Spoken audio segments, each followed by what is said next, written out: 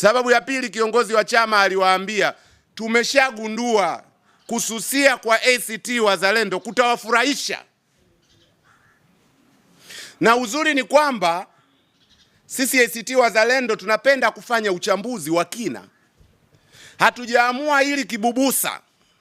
Tumefanya uchambuzi kwenye nchi mbalimbali zenye hali kama ya kwetu, na tumejiridhisha kote ambako wapinzani walisusia, dola kwanza imepita kwa urahisi, alafu pili imetumia fursa ya kutokuwepo wapinzani kwenye vyombo vya maamuzi kujiimarisha kibabe na kidikteta.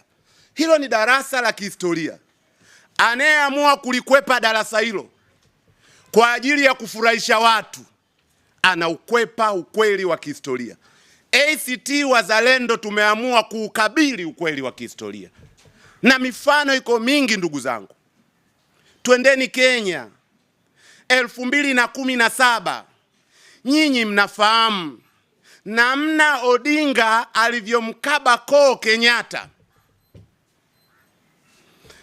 Wakaenda mahakamani, mahakama ikatengua matokeo, ukaletwa uchaguzi wa marudio. Odinga na chama chake cha NASA wakasema hatushiriki. Nini kilitokea? Kenyatta akapita kwa urahisi na akatumia fursa hiyo kuongeza ukandamizaji mpaka Odinga akarudi mezani. Huo ni ukweli wa historia. Zanzibar 2015 matokeo yalifutwa, uchaguzi wa marudio ukaitishwa. Ilikuwa ni haki kabisa kususia kwa sababu ile ilikuwa ni dhuluma. Lakini watawala wakafanya nini? Wakapita kwa urahisi, alafu baada ya hapo wakatumia uwepo wao kuongeza ukandamizaji. Hili ndio darasa la historia. Nenda Ivory Coast 2020, wapinzani wamemkaba koo Osman Ouattara, karibia watoto wa mjini wanasema atapike bungo. Yeye akajiongezea muhula wa 3 kinyume na katiba, akirejea mabadiliko ya katiba 2016. Nini kilitokea? Wapinzani wakakaa pembeni, serikali ikapita kwa ubwete, maisha yakaendelea.